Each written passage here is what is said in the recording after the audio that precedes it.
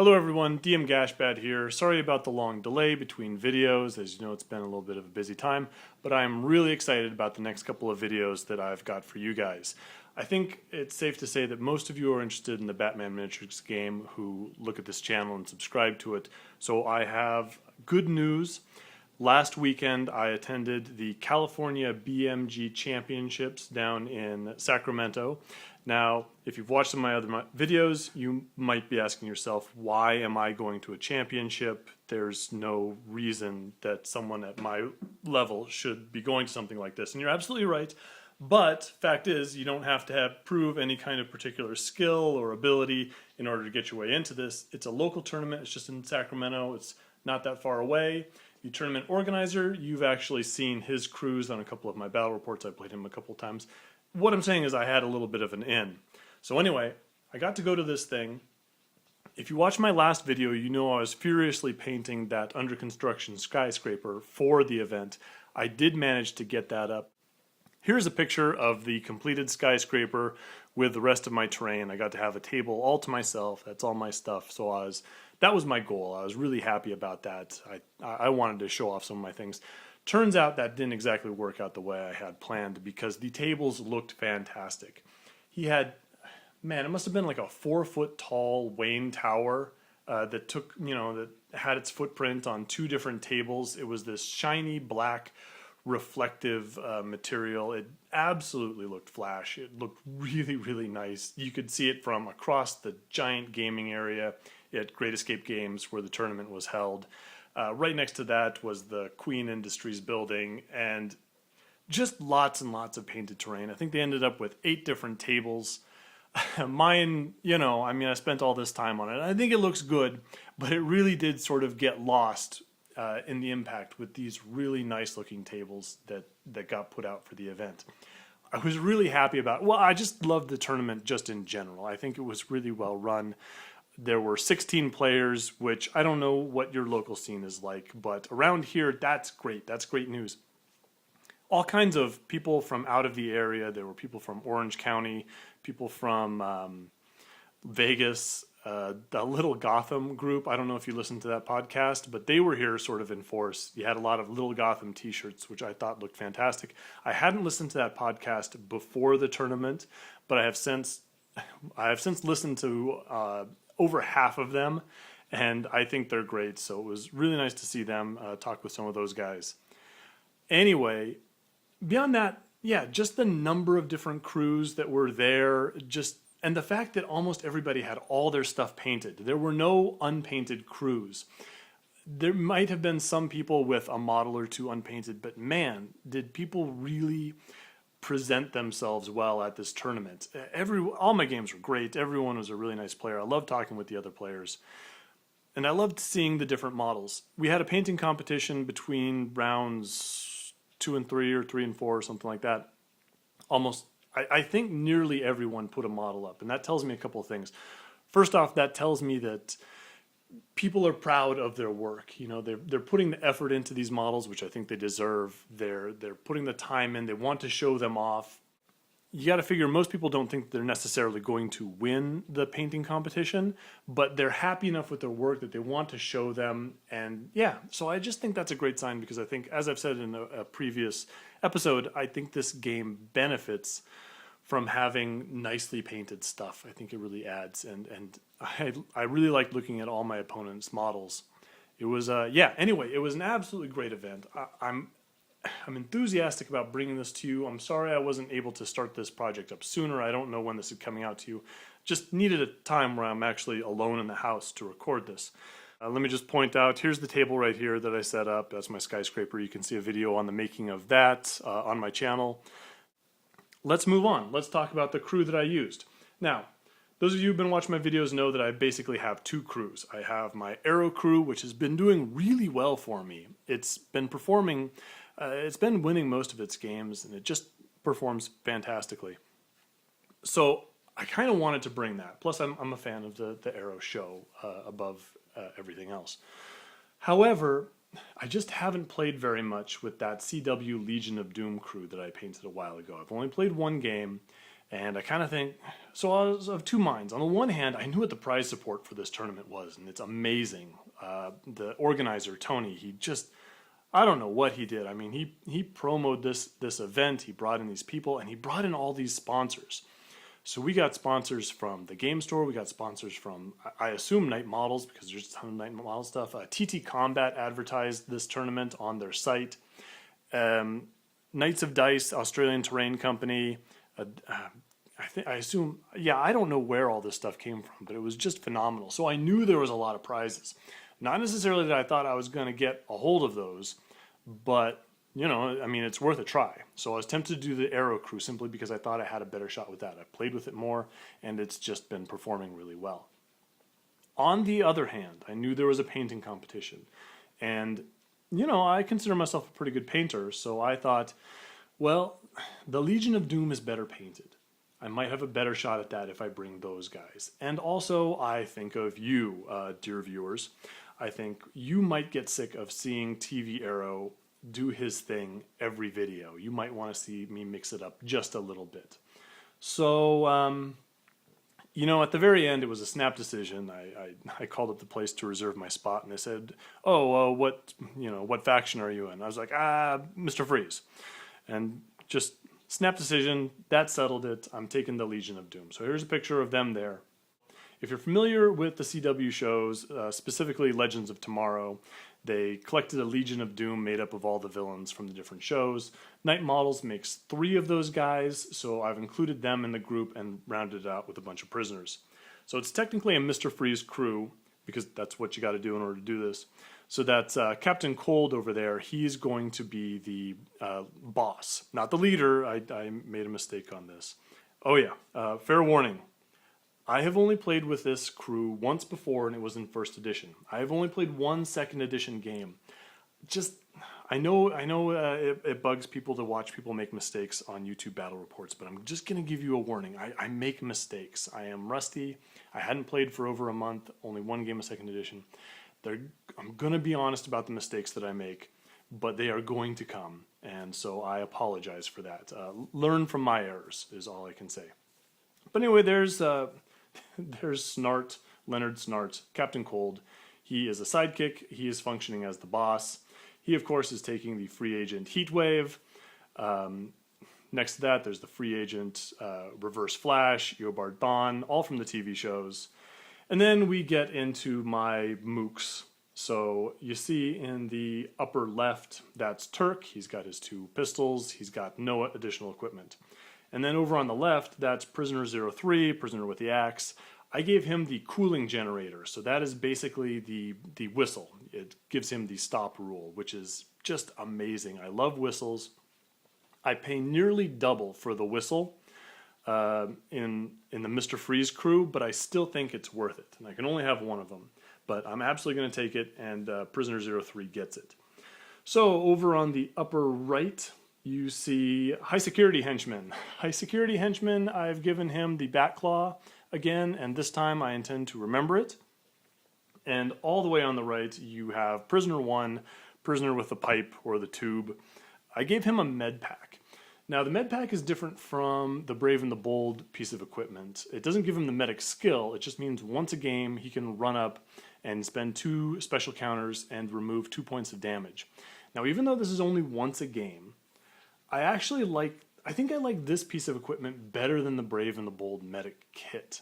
Just because you always get to take off 2 points of damage, blood or stun, and it doesn't matter whether one of those models is in base contact with someone. So if you absolutely need someone who's in a lot of trouble to suddenly get healed, you can do it. And so I think it's actually a bit more tactical than the Brave and the Bold medic skill. I did take that. It is more expensive, but you know, the gang is pretty low on funding, so I had the points to spend. Anyway, that's the group. Let's move on to our first game. This was to be a 5-round tournament. Now, I thought Tony was crazy to do 5 rounds, and in the event, it actually ended up only being 4 rounds. I think 5 rounds would have just killed us all. But he made a go for it. He really went for those 5 rounds. But I'm glad it only ended up being 4. I think that worked out absolutely just fine. I might have been able to go 5 rounds, but I don't know what state I would have been in at the end of all that. Anyway, here's the table that we played on. As you can see, there's that giant, awesome Wayne Industries, Wayne Tech, whatever it is, building that's half on our table edge.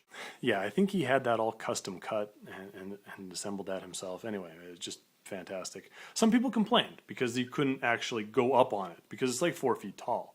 But me personally, I was absolutely fine with that. I don't have a bunch of guys that can fly or do back claws or anything like that. So it's just a big building. You know, I just have to move around. It's not, I don't know. I didn't impede the game as far as I could tell. So, you know, and plus it just looked amazing.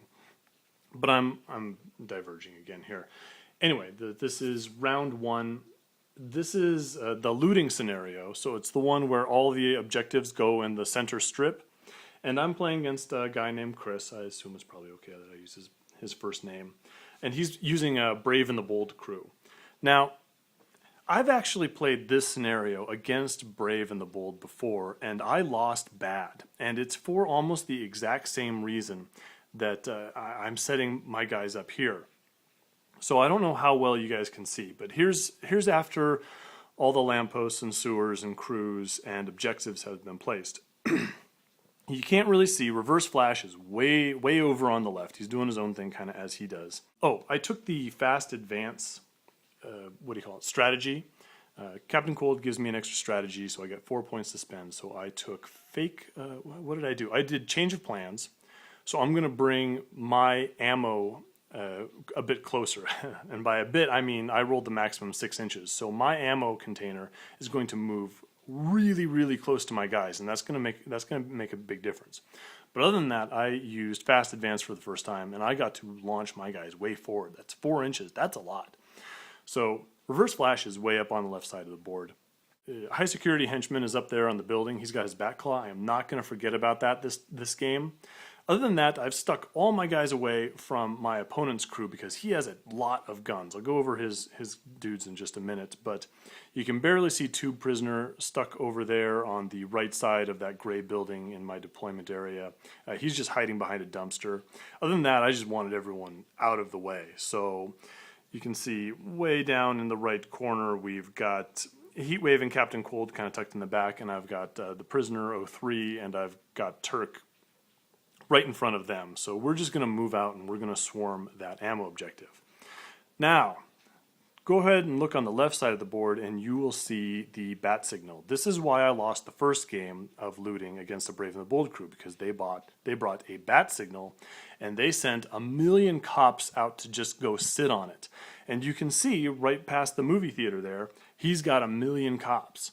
So I didn't think real hard about this because all I've got is High Security Henchmen and Reverse Flash, and they're good, but I don't know that they would be able to hold off a giant swarm of police officers from just surrounding that bat signal and feeding him a ton of points over a long period of time. Anyway, you can barely see my Titan objective right underneath the marquee of the theater, and I've got a loot right in front of that central tree over on the other side. Let's talk about what my opponent brought here. So here's a picture. That's his deployment. That's Nightwing. I think that's the new resin Nightwing that he's got.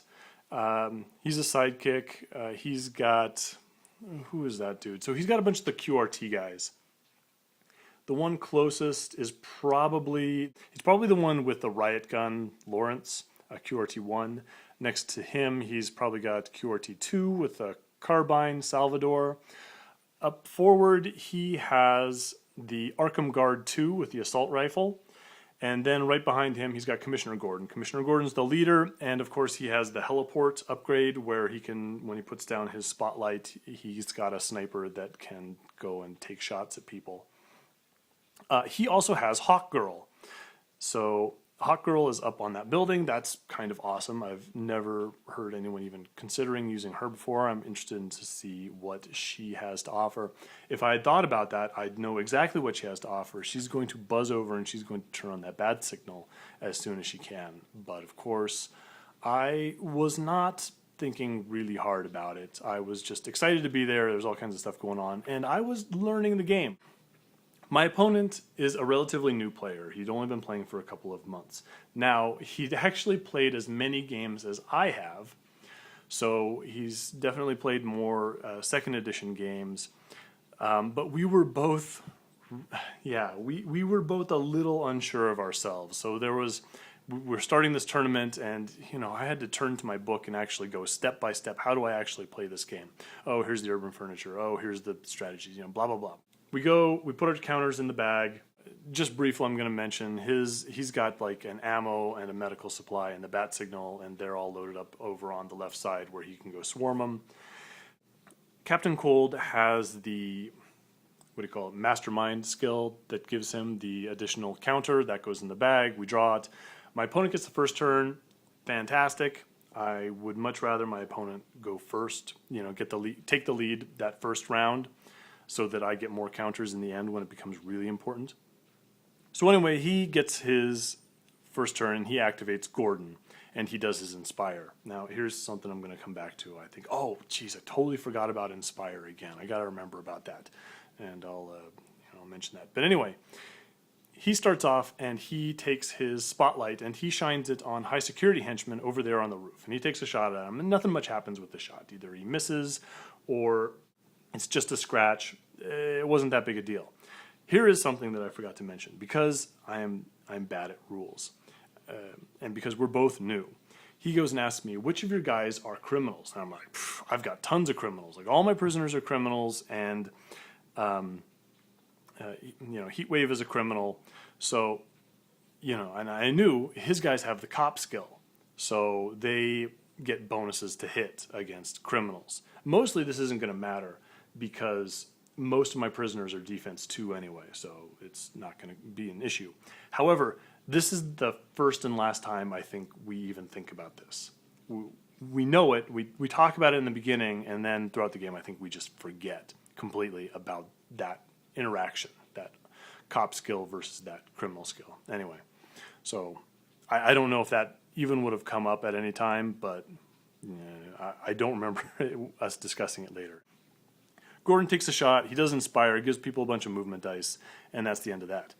Now, I didn't think about this at the time, but I'll bet you he was lighting up high security henchmen and taking that shot, not because he necessarily wanted that shot, but because he was going to light up high security henchmen, and then I'll bet you some of his cops could draw line of sight to him and open up with their assault rifles.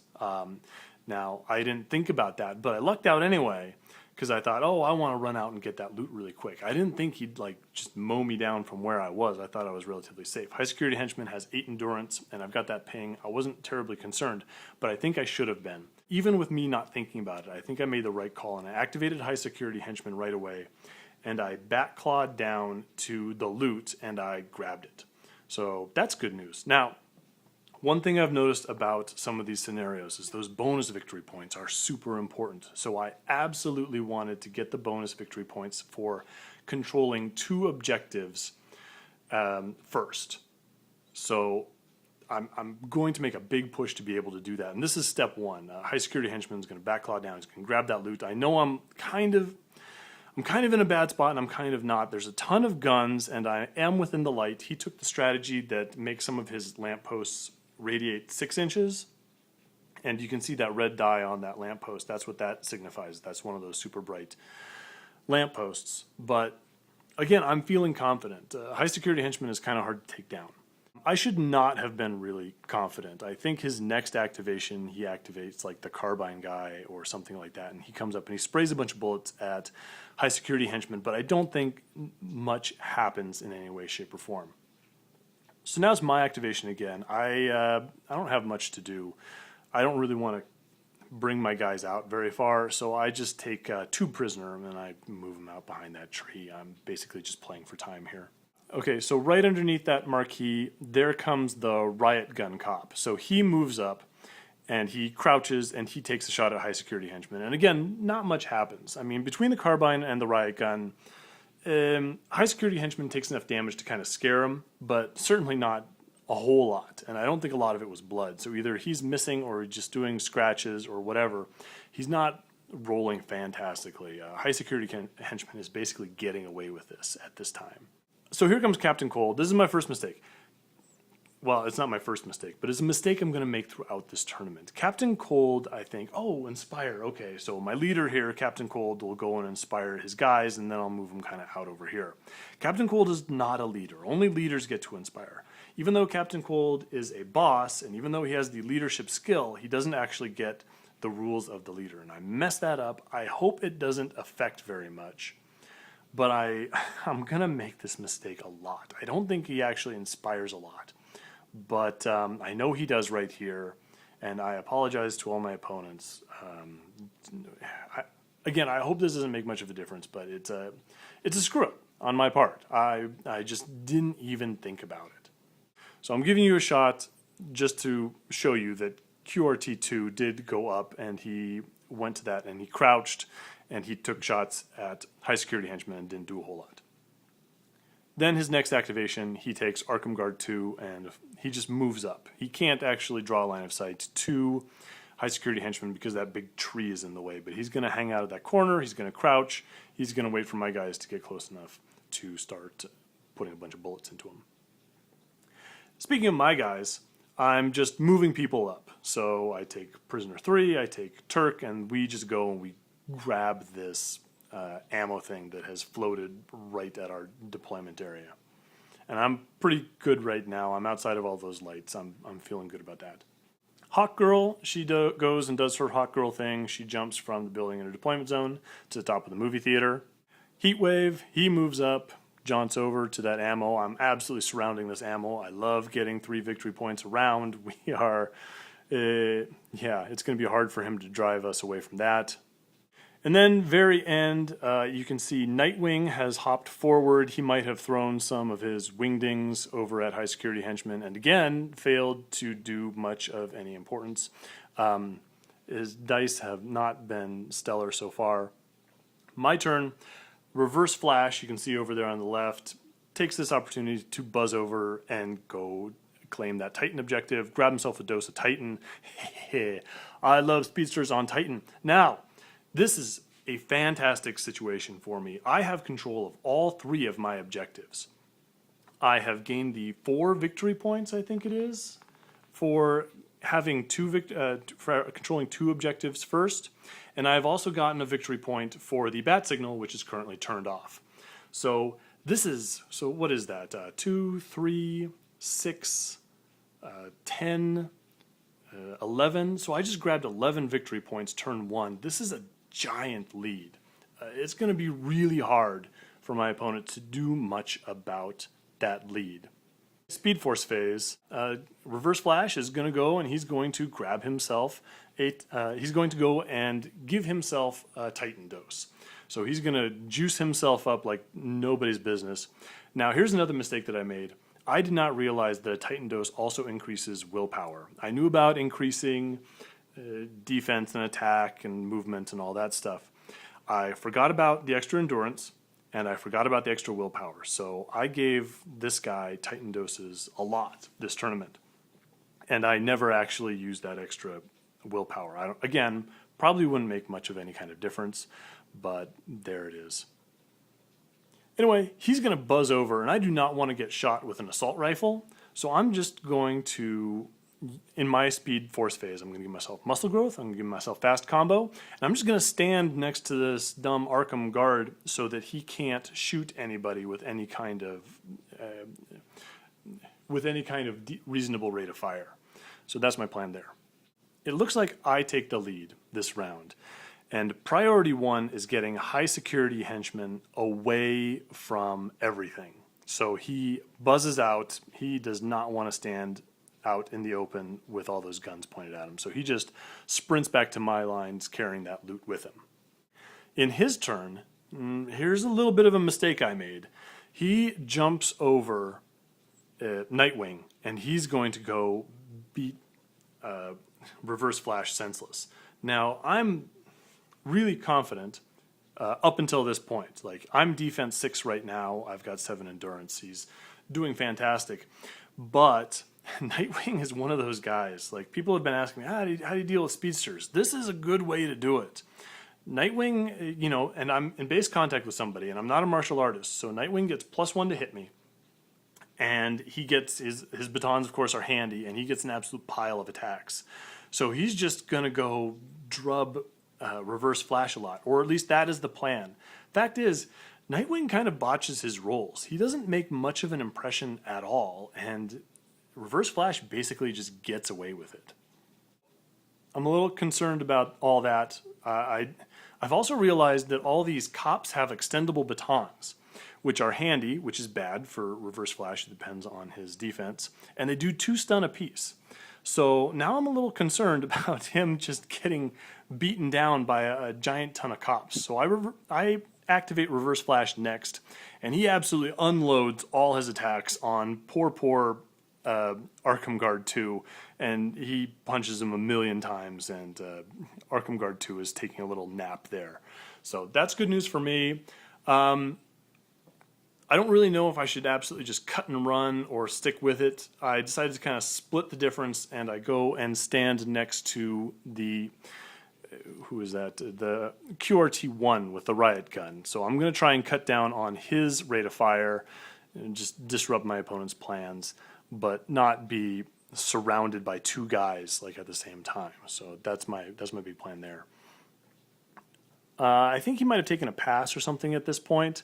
And so I see an opportunity. So I'm going to take prisoner 3 there with the axe, who also has the cooling generator, and I'm going to go stand really, really close to Nightwing. And in fact, I think I even use the cooling generator at this point. So I run forward, I zap Nightwing with the cooling generator, and now he's -1 defense, and he can't use movement dice, which means no, no dodging. And also, if I set him on fire, which I think is my plan, he can't use movement dice to put out the fire. So Gordon is up next. Gordon, I believe, I'm sure he does his heliport somewhere. I can't remember where. I don't think it does much of anything.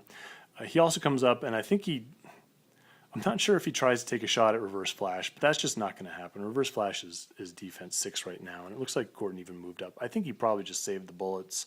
So he just, he doesn't inspire, and he meanders up a bit.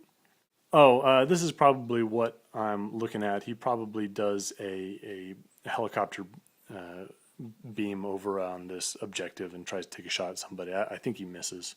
Here comes the QRT guy with carbine. He's just going to try to slap reverse flash with his extendable baton.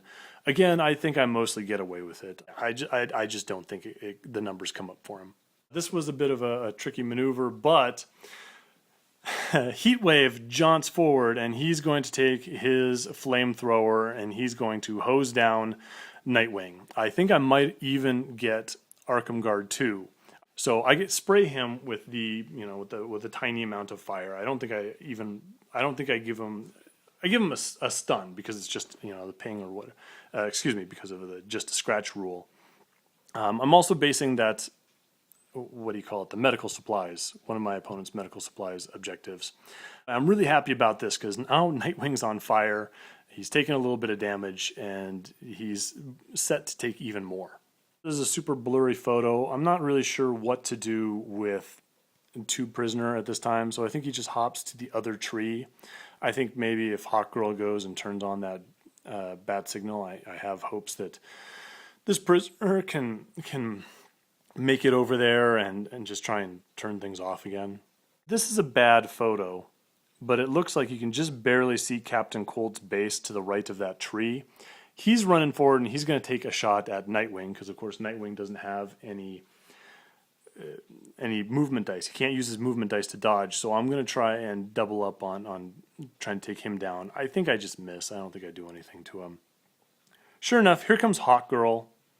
Hawkgirl goes, but she doesn't quite have enough movement counters to actually turn on the bat signal. So the bat signal is still off. So that's really good news for me. That's more victory points. The lead is just going up and up here. Again, I had my ammo objective, I had my loot, the bat signal is off.